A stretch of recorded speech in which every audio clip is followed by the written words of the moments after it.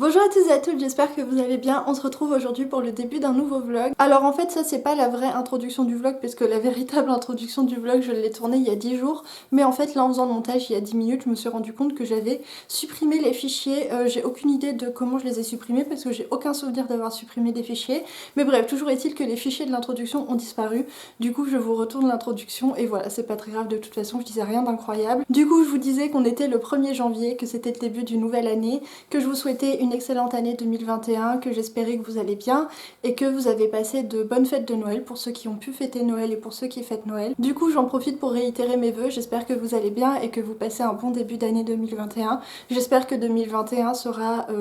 très heureuse pour vous, que vous serez joyeux, il se passera plein de belles choses dans votre vie, enfin bref, j'espère que vous passerez une bonne année. Et sinon au niveau de mes lectures, je vous disais qu'en fait j'avais commencé le tome 2 du livre des martyrs, puisqu'en fait comme on était le 1er janvier, c'était le tout début de la lecture commune, que j'avais du coup mis ceci en pause, puisqu'en fait ça c'est du coup la Moira de Henry Lovenbroek, le cycle des loups. En fait c'est un livre qui est dans mon Cold Winter Challenge et que j'ai commencé, j'ai lu les 40 premières pages et ça m'a pas trop plu. Et en fait plutôt que m'acharner à lire un livre qui passait pas, ou j'étais pas trop convaincue par le style et par l'histoire, j'ai décidé du coup de plutôt le mettre en pause et que je le reprendrai plus tard. Et j'ai donc commencé le livre des martyrs un jour ou deux avant le 1er janvier, du coup je sais plus quand, mais je l'ai commencé un tout petit peu en avance par rapport à la lecture commune. Et voilà ce que je vous disais en gros dans l'introduction. Et je vous promettais aussi que je vous montrerai très prochainement les cadeaux de Noël qu'on avait reçus avec mon copain, enfin les livres qu'on avait reçus à Noël avec mon copain, puisqu'on avait tous les deux été très gâtés, qu'on avait reçu beaucoup de livres. Et voilà, et en effet c'est ce que je fais, donc voilà, sur ce je vous laisse, et je vous laisse avec le book haul de Noël, et voilà, à plus tard. Rebonjour tout le monde, alors on est le 2 janvier, et comme promis hier, et ben je vais vous faire le book haul de Noël, et je vais vous montrer les livres qu'avec mon copain on a reçus. Et voilà, par contre en fait je voulais faire la vidéo ce matin pour profiter un petit peu de la luminosité, mais finalement bah il n'y a aucune luminosité, c'est presque encore pire qu'hier quand j'ai filmé. Mais voilà, j'ai sorti l'anneau lumineux, le seul problème c'est que ça devrait faire une... Ouais voilà, c'est que ça fait une espèce de reflet lumineux de l'anneau sur les livres quand je vous les présente, mais va falloir faire avec parce que si j'enlève la lumière, bah on voit plus rien. Donc voilà, bref. Alors du coup pour Noël j'ai reçu, et c'est mon copain qui me l'a offert, l'intégrale des Culottées de Pénélope Bagieux, qui si vous connaissez pas est une BDiste féministe qui dans les Culottées présente des destins de femmes qui ont marqué l'histoire des destins de femmes extraordinaires, et elle le fait avec beaucoup d'humour, c'est vraiment une BD que j'aime beaucoup. C'est pas holographique, mais là c'est violet en fait, et ça fait de la lumière, c'est vraiment trop chouette. Du coup voilà comment ça se présente en fait, et en fait tout simplement sur 4 ou 5 pages, Pénélope Bagieux nous raconte l'histoire d'une femme depuis son enfance jusqu'à l'âge adulte, enfin l'âge où elle a accompli des choses, et nous raconte sa vie pour nous montrer en quoi et comment cette femme a marqué l'histoire, et en quoi c'est une personnalité importante dont il faut se souvenir. Donc voilà, et sinon en dernier roman graphique, il s'agit de Carbone et Silicium de Mathieu Bablé. Du coup Carbone et Silicium c'est un roman graphique qui parle d'intelligence artificielle, et à vrai dire c'est tout ce que j'en sais et j'ai pas tellement envie d'en savoir plus puisque je voudrais me garder la surprise. Je sais que Cornelius il a adoré ce roman graphique, que ça a été un de ses coups de cœur, et qu'il y a plein de gens sur le Discord également qui l'ont beaucoup aimé. Donc voilà pour les graphiques, et maintenant du coup je vais pouvoir passer au roman. Alors j'ai offert à mon copain Wild de Nicolas Ims, qui est l'histoire d'un groupe de mercenaires, enfin qui étaient mercenaires dans leur jeunesse, qui se sont séparés et qui doivent se rassembler à nouveau parce que je crois que la fille, c'est ça, ils doivent sauver la fille de l'un d'entre eux, et ça a l'air très marrant. Donc voilà, je lui ai offert ça. Je crois que c'est L'émo de l'imaginaire qui en avait parlé, qui avait bien aimé. Mon copain de son côté il m'a offert Madadam de Margaret Atwood, qui est un roman de science-fiction post-apo dans lequel une peste créée par l'homme a ravagé la Terre. Les rares survivants forment une communauté avec une espèce inoffensive fabriquée pour remplacer les humains, les Crackers. À sa tête, un couple au passé tumultueux, Toby, experte en champignons et abeilles, et Zeb, mangeur d'ours et fils d'un prêcheur maléfique. Dépositaire et garante de la mémoire, Toby transmet aux Crackers, curieux comme des enfants et avides de légendes, l'histoire des hommes. Au contact les uns des autres, humains et Crackers posent les fondements d'un nouveau monde. Donc voilà, du coup d'après le résumé et ce que j'en comprends, c'est une espèce de post-apo qui va virer à la dystopie, à l'utopie pardon. Et voilà, ça a l'air super intéressant. Margaret Atwood, c'est une autrice que j'aime beaucoup et dont j'apprécie beaucoup la plume. J'avais vraiment adoré La Servante écarlate, et j'en avais lu un autre d'elle, mais qui n'était pas de la SF, qui était une espèce de roman contemporain dont j'ai oublié le nom. Oui, j'arrive pas à me remettre le nom en tête, mais que j'avais bien aimé aussi, du coup, voilà. Alors là, pour le coup, c'est pas un cadeau, mais c'est un livre que j'ai reçu tout récemment dans ma boîte aux lettres. Il s'agit de La Terreur féministe de Irénée, qui est en fait une Instagrammeuse qui est un compte militant féministe que j'apprécie beaucoup. Et en fait, il y avait une campagne participative pour financer son livre, qui est du coup un petit éloge du féminisme extrémiste dans lequel elle va parler de la violence dans la lutte féministe et qui a l'air très intéressant. Donc voilà, mais ça de toute façon, je vous en parlerai plus tard. Et sinon, j'ai également reçu Gagner la guerre de Jean-Philippe Javorski, qui est l'auteur de la saga Roi du Monde que j'ai commencé cette année et que j'ai bien aimé. Enfin, j'ai lu le tome 1 et j'avais bien aimé. Et voilà, alors celui-ci, par contre, il me fait vraiment peur parce que bah, déjà, il est super épais, mais aussi parce que j'entends des avis hyper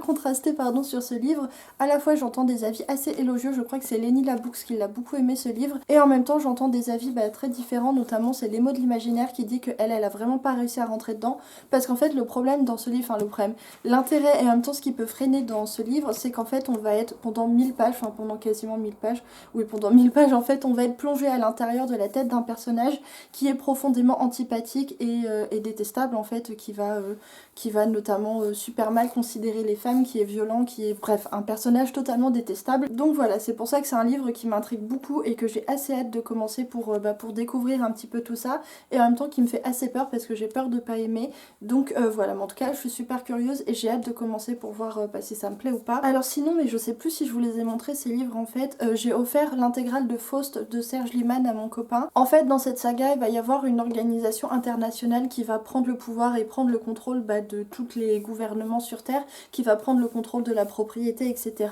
et qui va du coup devenir un petit peu maître du monde, et on va suivre un groupe de résistants, donc des scientifiques, des hommes politiques,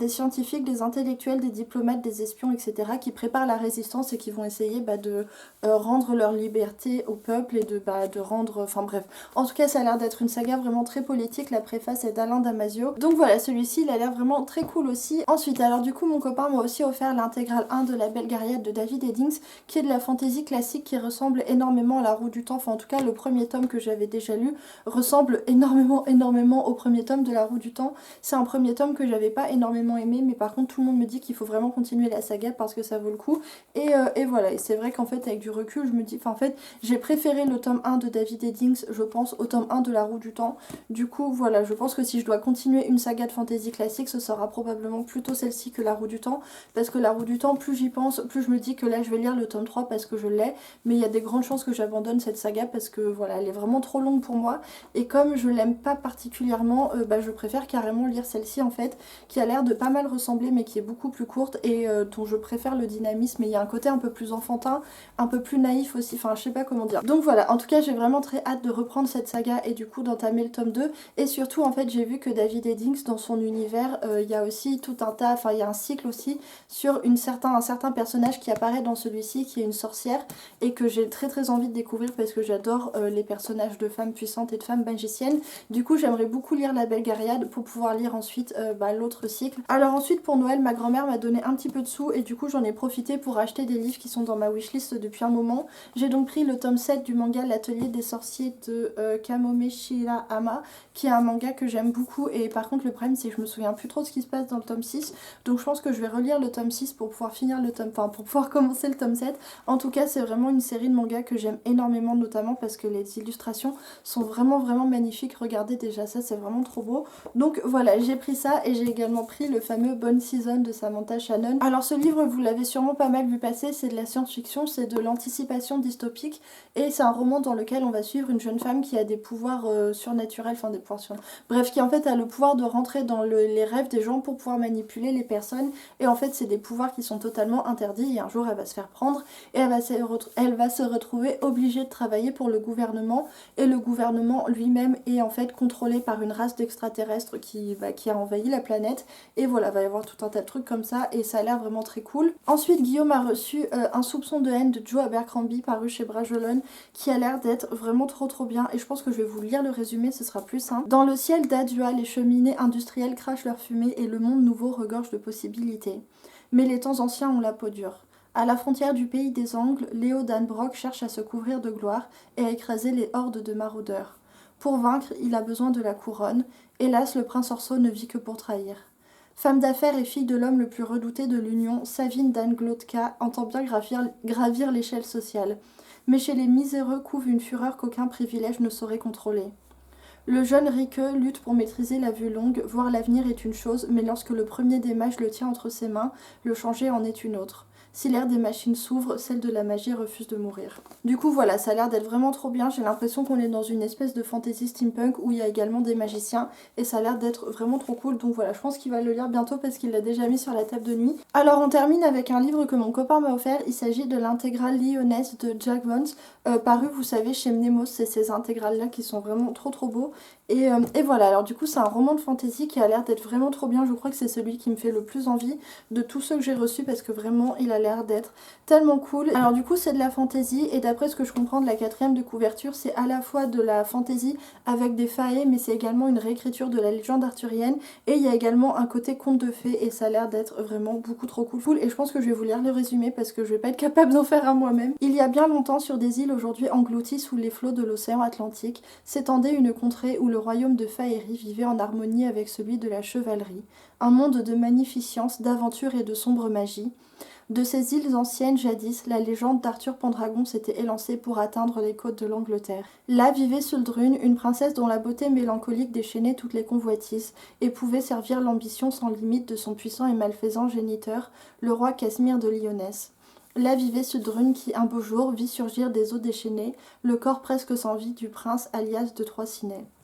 Donc voilà, ça a l'air d'être vraiment très cool et ils disent Lyonesse est peut-être le chef-d'œuvre le plus attachant de Jack Vance, une saga poétique et profonde, un conte de fées cruel et merveilleux, une histoire passionnante aux 1000 personnages et rebondissements. Donc voilà pour nos cadeaux de Noël, comme vous pouvez le constater, on a été vraiment très gâtés et c'est vraiment une super récolte de livres, il n'y a que des trucs qui ont l'air trop bien. Donc voilà, j'ai hâte de lire tout ça en 2021. Attendez, j'enlève mon chausson parce qu'il me gêne. Ah voilà, c'est mieux.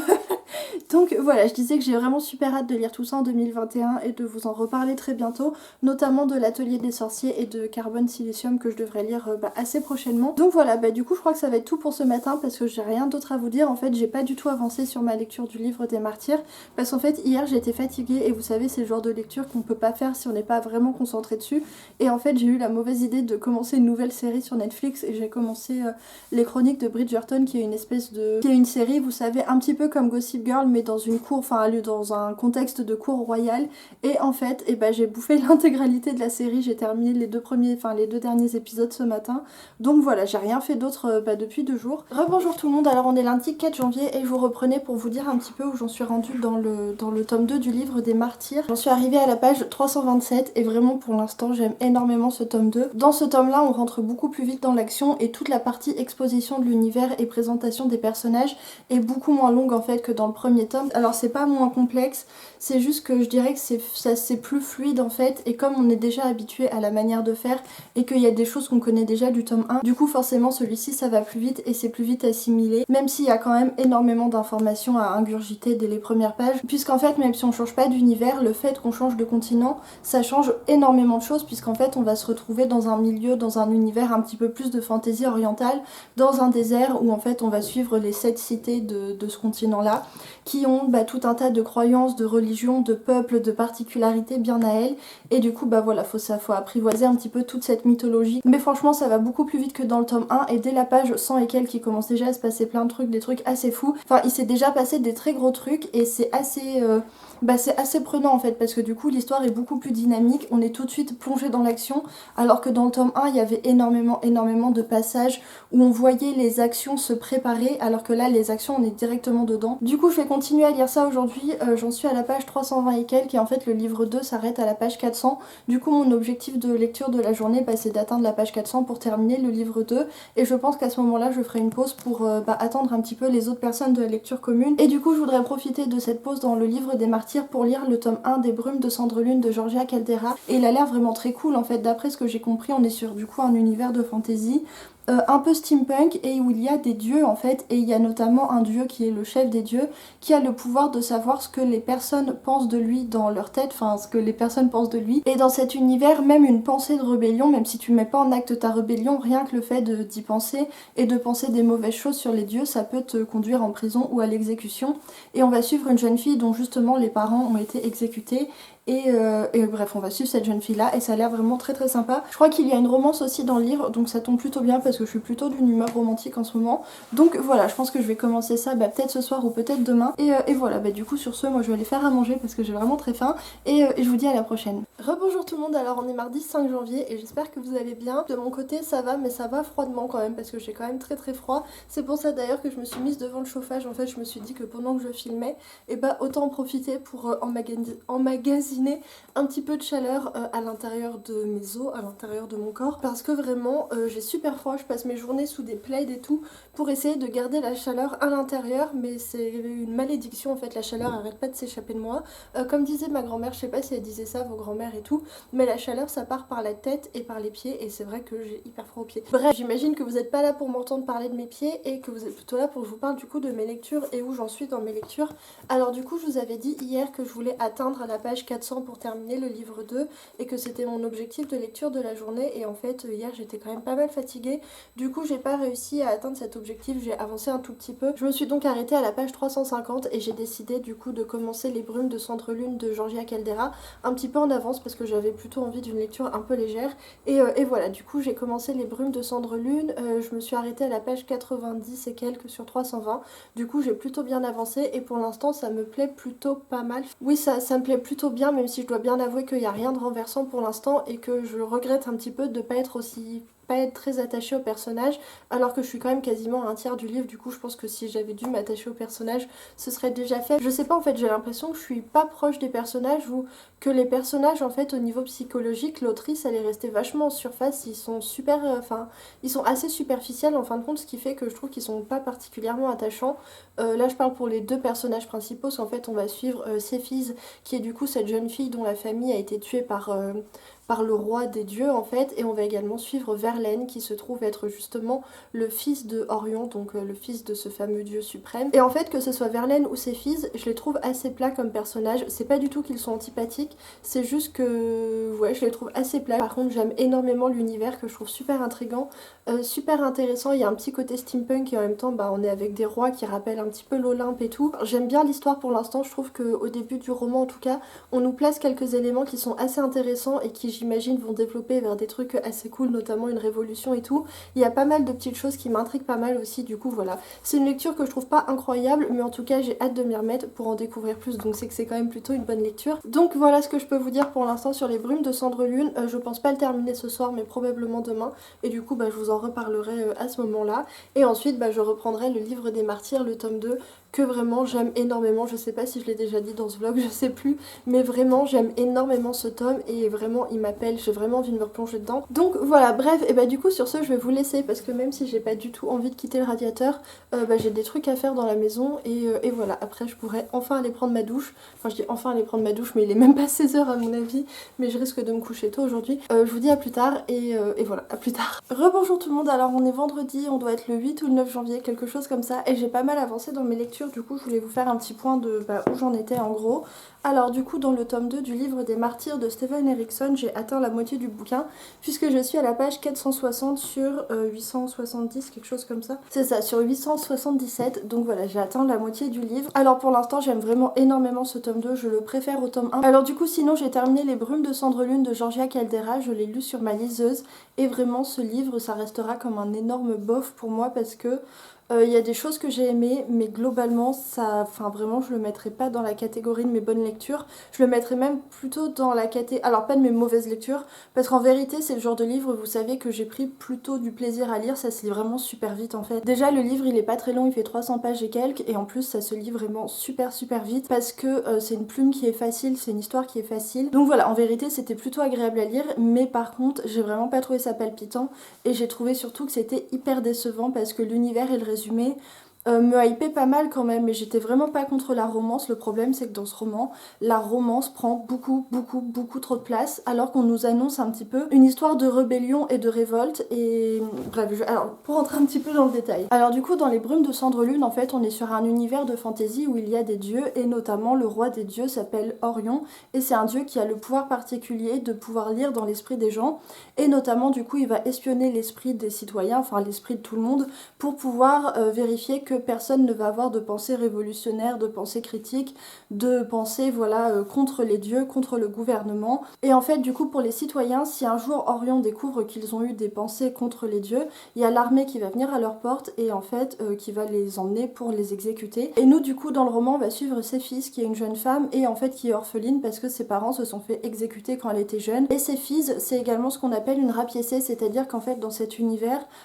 quand quelqu'un de proche de toi a été exécuté pour cause de trahison envers les dieux, pour montrer que toi t'es proche de la trahison et que bah, éventuellement tu pourrais te révolter un jour, enfin, en tout cas en guise de punition on va te rapiécer, c'est-à-dire qu'on va t'enlever des morceaux de ton corps et qu'on va les remplacer par des membres de métal. Et du coup bah, ses fils quand elle était jeune on lui a enlevé un bras et une jambe et maintenant elle a du coup bah, un bras et une jambe de métal. Donc voilà, les rapiécés c'est un petit peu les parias et un peu les pestiférés de la société parce que personne ne veut être vu avec eux, parce que personne ne voudrait laisser penser éventuellement aux dieux qu'ils pourraient être proches d'idées révolutionnaires ou d'idées voilà bref de critiques des dieux, bref enfin, voilà un petit peu l'idée. Donc voilà en gros pour l'univers et pour l'histoire de départ. Et en fait nous on va suivre Céphise dans la ville au moment où il commence à y avoir un petit peu des idées de révolte, enfin en tout cas c'est le genre d'histoire où on sait très bien qu'en fait il va y avoir une révolte à un moment du peuple contre les dieux, enfin qu'il va y avoir des résistants, des gens qui vont vouloir se révolter et du coup Céphise va se retrouver mêlée à tout ça. Et alors du coup le début du roman m'a pas mal plu parce que j'aimais bien découvrir cette histoire, découvrir cet univers qui est plutôt original. J'aime bien ce côté steampunk, un peu ce côté post-apo et j'aimerais beaucoup en savoir plus sur les dieux, qui ils sont, d'où ils viennent et tout, enfin c'était assez chouette. Sauf qu'en fait les 100 premières pages du livre, on commence un petit peu à parler de révolte et de révolution et on se dit ah trop cool, ça va péter dans le tome 1, il va se passer des trucs, il va y avoir bah voilà un mouvement de révolution et tout. Sauf qu'en fait les 230 pages suivantes sont super décevantes puisqu'il n'y a pas du tout, il se passe rien. En fait globalement il se passe des choses assez sympas dans les 100 premières pages du bouquin et dans les 200 pages qui suivent il se passe pas grand chose, c'est assez orienté romance. Au début c'est même pas de la romance mais on sent bien qu'on y vient quand même et que ça va tourner à la romance tout ça. Et il se passe absolument rien dans les 2 tiers du livre en fait. Il y a littéralement des personnages qui se regardent dans les yeux, qui mangent des carottes ensemble, qui... Enfin, il se passe vraiment rien, c'est pas intéressant, c'est pas palpitant, c'est hyper décevant en fait, parce qu'on s'attend vraiment à ce qu'il se passe des choses, des actions. En ce qui concerne la romance elle-même, et pourtant je suis plutôt un bon public pour les romances parce que vraiment j'aime ça, là pour le coup j'ai pas été convaincue du tout, je l'ai trouvé... je sais pas, ça m'a pas plu et en plus je crois que ça vient du fait que les personnages je les ai pas trouvés très intéressants, je les ai trouvés globalement plats. En fait comme c'est un roman qui est très court, qui fait 300 pages, je trouve que l'autrice elle reste très superficielle sur absolument tous les sujets, que ce soit l'univers, que ce soit l'histoire ou que ce soit le caractère des personnages. Je trouve que c'est très artificiel, très superficiel. En bref, j'ai trouvé que ce livre était vraiment très très bof, en tout cas pour moi, parce que déjà ça correspond pas à ce que j'aime. Et en plus, il y a vraiment un effet déceptif à partir de la moitié du livre. On se dit, mais en fait, quand est-ce qu'il va se passer des trucs? Et voilà, la réponse, c'est jamais. Il va absolument rien se passer dans la deuxième partie du livre. Donc voilà du coup un petit peu où j'en suis dans mes lectures. Et je crois que ça va être tout pour ce matin. Là, je vais aller faire un petit peu de montage. Il faut que je commence à monter du coup ce vlog là. Et puis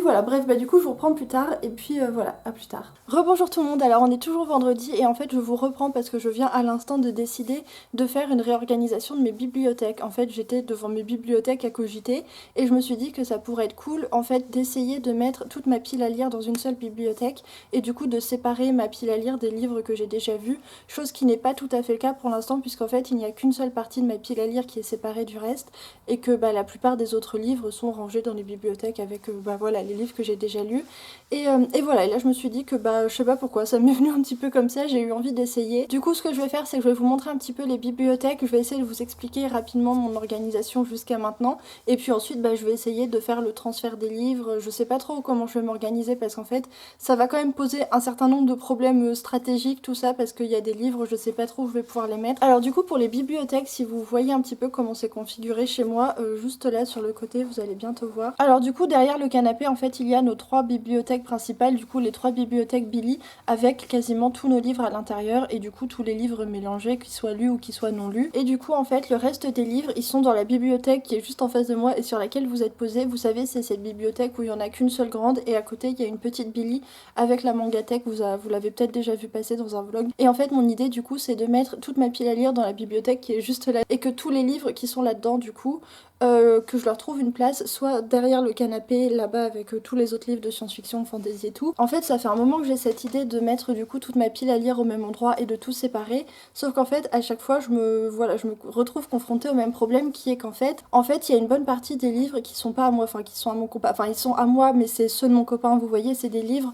qu'il a achetés pour lui ou que j'ai acheté pour lui, et du coup, c'est des livres que bah même si j'ai un peu envie de les lire quand même, ou voilà, que j'ai envie de les lire parce que ça reste de la fantasy ou de la SF, bah c'est pas des livres que j'ai achetés pour moi ou que voilà qu'on m'a offert, c'est pas des livres qui je considère rentrent vraiment dans ma pile à lire, et en même temps il y en a certains que j'aimerais beaucoup lire, donc voilà. En fait c'est que ce qui me pose problème, c'est que je vais pas pouvoir vraiment séparer tous mes livres lus des livres non lus, puisqu'il y aura une partie des livres non lus que j'aurais pas lus, mais parce qu'ils sont pas vraiment dans ma pile à lire, vous voyez, et du coup j'arrivais pas trop à me décider comme ça si ça allait fonctionner de mettre toute ma pile à lire à un endroit en prenant du coup certains livres de mon copain et en laissant d'autres. Bref, j'arrivais pas trop à démêler ça, et puis là finalement je me suis dit bah allez tant pis, j'essaye, au pire c'est pas grave, je remettrai tout comme c'est déjà maintenant. Et deuxième problème, c'est qu'en fait il y a certains livres qui sont rangés par harmonie, en fait, enfin c'est pas vraiment des harmonies, mais vous voyez j'ai mis tous les très gros livres les uns côté des autres. Il y a des collections ou des maisons d'édition où j'ai des étagères qui sont bah voilà remplies comme ça, et ça m'embête un petit peu de les casser ou de réorganiser, alors que j'aime bien pour l'instant comme c'est organisé. Donc voilà, c'est un peu les deux raisons principales pour lesquelles bah du coup j'avais pas fait ce changement avant, mais voilà, là je sais pas, je me suis décidée, du coup bah je vais faire ça, et voilà, bref, j'arrête de parler, je vais aller vous poser quelque part, et puis bah voilà, je vais commencer le rangement.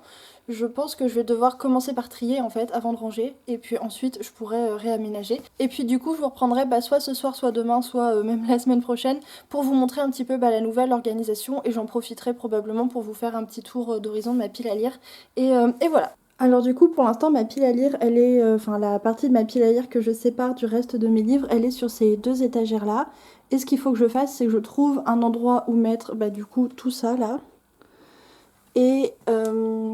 tout ce qu'il y a là sur les deux étagères du bas, donc là c'est des classiques et là c'est un petit peu de non-fiction et de trucs, voilà. Et du coup pour trouver une place à tout ça et tout ce qu'il y a là-haut, ce que je vais faire c'est que je vais en fait débarrasser un petit peu ce qu'il y a dans cette case-là et ce qu'il y a dans la case là-bas qui sont en fait pas vraiment des livres mais des magazines, des albums photos et tout.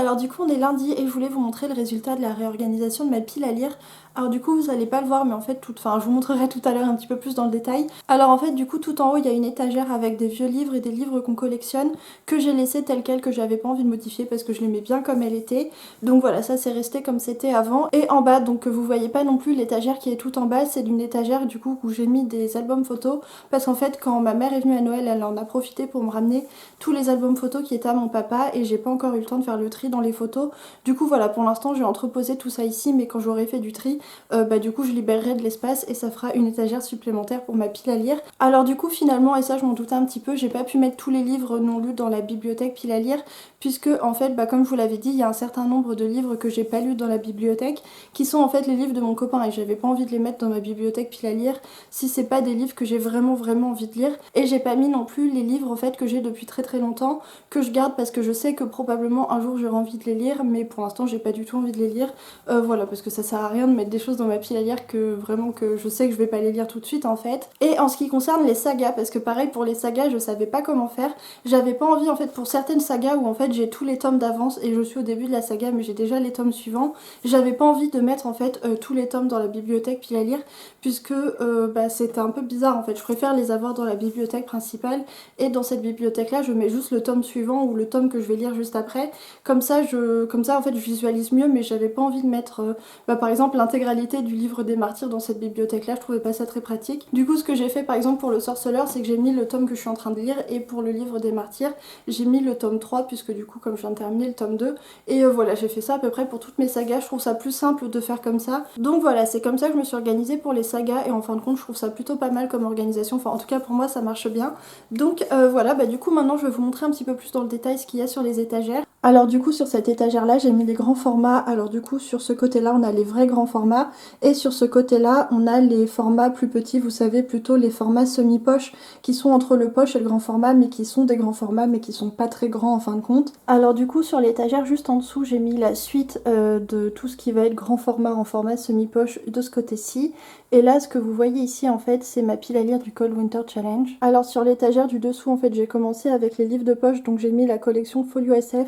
et j'ai mis la collection livres de poche. En dessous il y aura d'autres maisons d'édition, et là sur le côté il y a en fait les livres young adultes, quelques grands formats de littérature blanche et Sorcière de Mona Chollet qui est le seul livre de non-fiction. Sur l'étagère en dessous qui est l'avant-dernière étagère, parce qu'en fait encore en dessous il y a les albums photos du coup. Sur cette étagère là du coup j'ai mis la suite des livres de poche de SFFF, donc avec les éditions Pocket et les éditions Bragelonne. Et là du coup la petite pile qui sert à caler le reste c'est en fait de la littérature blanche, donc on a Annie Ernaux, on a Jodi Picou, on a Martin Vinclair, enfin bref ce genre d'auteur là. Et voilà en gros pour ma pile à lire, et du coup maintenant je vais vous montrer un petit peu les livres qui me font le plus envie. Donc voilà un petit peu de près à quoi ça ressemble, et je vous ai pas dit mais je crois qu'en termes de chiffres on est à peu près à 90 livres dans cette pile à lire. Alors du coup parmi les livres que j'ai super envie de lire en ce moment il y a pas mal de suites de sagas. Alors notamment il y a la saga du sorceleur que j'aimerais beaucoup continuer, puisqu'en fait j'ai lu le tome 3 juste avant Noël, et du coup j'ai très envie de lire le tome 4. Alors ensuite à Noël j'ai eu ceci qui est du coup l'intégrale de Lyonesse de Jack Vance, qui est une trilogie de fantasy qui me fait vraiment hyper envie, et j'ai vraiment très envie de commencer ça. Il y a la suite du livre des martyrs aussi, donc ça c'est le tome 3 qui est absolument énorme, que j'ai très envie de lire en fait. Je vous en parlerai tout à l'heure, mais j'ai terminé le tome 2 hier, et j'ai même hésité à enchaîner directement sur le tome 3 tellement j'ai adoré ce tome 2, je voulais absolument lire la suite tout de suite, mais bref, voilà, je vous dirai tout à l'heure. Alors un autre livre que j'ai très envie de lire en ce moment c'est Le Secret d'Avalon de Marion Zimmer Bradley, puisque je pense que je vous en ai déjà parlé sur la chaîne. En fait j'ai grandi avec Les Dames du Lac de la même autrice, c'est vraiment une duologie de fantasy, de réécriture de la mythologie arthurienne que j'adore et vraiment que j'aime énormément. Et en fait Marion Zimmer Bradley a écrit d'autres livres qui se passent et qui touchent un petit peu à toute l'histoire des prêtresses et de l'île d'Avalon, et celui-ci du coup il en fait partie et je ne l'ai pas lu. Marion Zimmer Bradley c'est vraiment une autrice qui arrive à chaque fois à me plonger dans une ambiance hyper douce, hyper réconfortante, parce que Les Dames du Lac c'est vraiment une lecture doudou, donc quand je lis quelque chose qui y ressemble en général ça m'apaise énormément et j'aime beaucoup. Par contre Marion Zimmer Bradley c'est pas une autrice que je vous recommande forcément, enfin je vous mets en barre d'infos, mais c'est une autrice plutôt très problématique, et notamment en ce qui concerne les violences sur enfants, l'inceste et tout. Bref, je vous mettrai des informations en barre d'infos parce que quand même je pense qu'il vaut mieux le savoir. Et les deux derniers livres que j'ai vraiment très envie de lire, et comme vous avez pu constater c'est que des grands formats, il s'agit du coup de Bonne Season de Samantha Shannon que j'ai vraiment très envie de lire, et de Un gars et son chien à la fin du monde de C.A. Fletcher. Alors j'en ai beaucoup parlé de ce livre en fait parce qu'il me fait vraiment super envie. En fait c'est un roman post-apo dans lequel l'humanité est devenue stérile, et du coup petit à petit il y a de moins en moins de gens sur la planète, et on en est arrivé à un point où il y a quasiment plus personne sur la planète, et on va suivre un homme qui vit avec sa famille et avec ses chiens, et un jour il y a quelqu'un qui va venir et qui va emporter un de ses chiens, et lui du coup il va partir dans un long périple à travers les ruines de notre civilisation pour retrouver son chien, et voilà, ça a l'air d'être vraiment trop cool. Donc voilà, ça c'est vraiment les livres que j'ai le plus envie de lire en ce moment. D'ailleurs je pense que je vais en commencer un de ceux-là aujourd'hui, puisque comme je vous l'ai dit je viens de terminer le tome 2 du livre des martyrs. D'ailleurs du coup je vais changer de sens, je vais m'asseoir sur le canapé et je vais vous parler un petit peu de ce deuxième tome parce que vraiment il était trop cool. Alors du coup comme je vous le disais à l'instant, hier soir j'ai terminé le tome 2 du livre des martyrs, qui est du coup un beau bébé de quasiment 900 pages, et vraiment j'ai adoré ce tome, je l'ai tellement aimé. Je l'ai trouvé bien meilleur que le tome, enfin c'est pas qu'il est meilleur que le tome 1 en fait, c'est que je l'ai quand même préféré parce qu'il se passe beaucoup plus de choses. Je crois que je vous l'ai déjà dit dans le vlog en fait, mais le tome 1 il est construit de manière à ce qu'il y ait une grosse montée en tension, avec on voit beaucoup les actions se préparer, on voit un petit peu les fils s'en mêler,